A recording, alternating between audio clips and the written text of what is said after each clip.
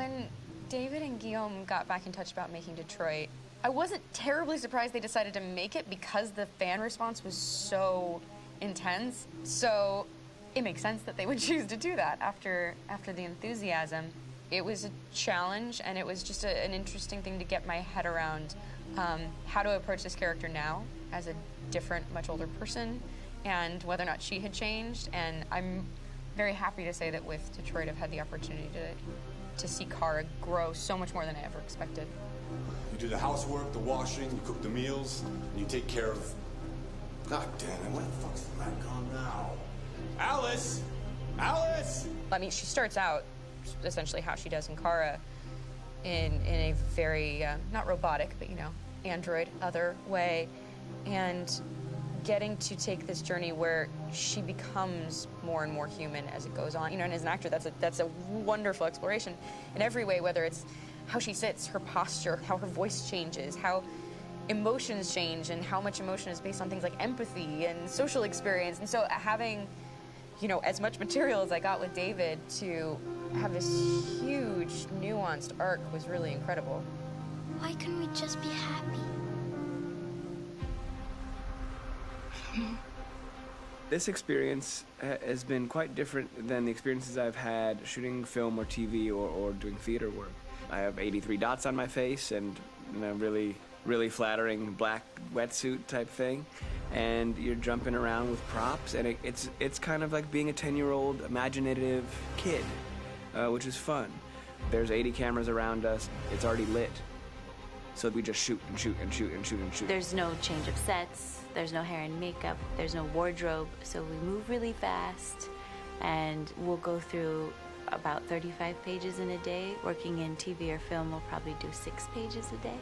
It's kind of acting boot camp. It's like working out constantly. I mean, you're doing this thing, and then you got to do something that's completely other back to back to back. And so that kind of process of working is very challenging, but it's also very exciting because you just have to keep coming up with new ideas. And your head goes all over the place because you're trying to keep track of basically 4 different storylines for each different response. You shot that girl, for fuck's sake. It was a machine that looked like a girl. Yeah, I know what I should have done. I just told you I couldn't. All right, I'm sorry.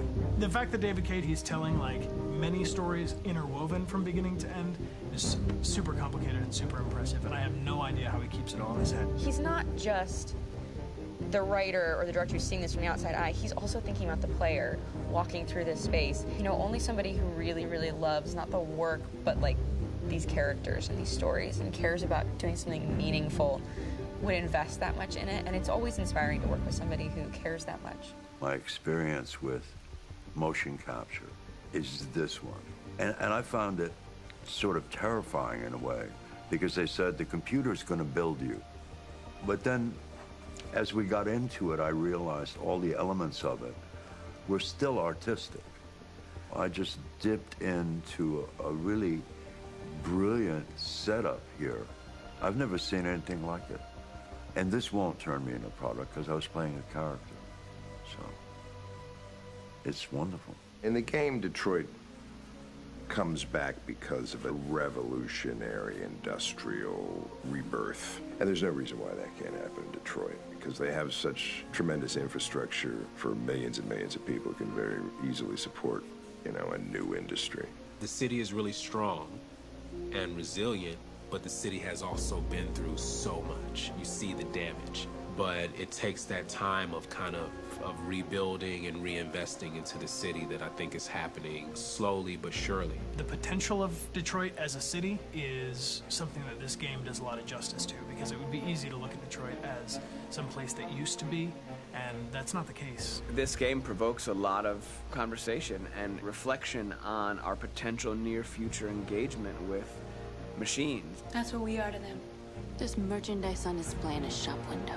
I think that a group that feels marginalized, feels like they deserve and have earned access to themselves and the environment around them, and are trying to figure out a way to articulate how to get freedom. What was I designed to be? Their slave? Their toy? It plays with your comfort levels. You think that this is fine, you're comfortable with it, until something blurs the line and throws you off, and now Do I feel differently about whether this should be allowed? Should it be banned? Should it be encouraged? You're gonna ruin our lives, and for what? For a bunch of machines? They are not machines! They are alive! I'm alive! You're alive! They're nothing! There are lots of comparable comparisons to any type of persecution of religion, race, etc., dating way back. It can't just be a video game where you shoot 'em up or where people make these choices to do whatever. I think that's the whole point. You have the choice, and you can either choose to go in one direction with your character or another. And I think that's going to be very telling about the gamer. Very telling. I think there's going to be a really strong reaction to this game, which has such a strong perspective. I'm that much more proud of it now to get to be a part of it because it's important. In this game, you're actively building and designing the character through not just what kind of shield does he have or what color hair does she have, but like their temperament and the way they deal with problems. The different endings to this game are so radically different based off maybe seemingly insignificant choices in the moment, but like life, they all add up. And can't play life again, though.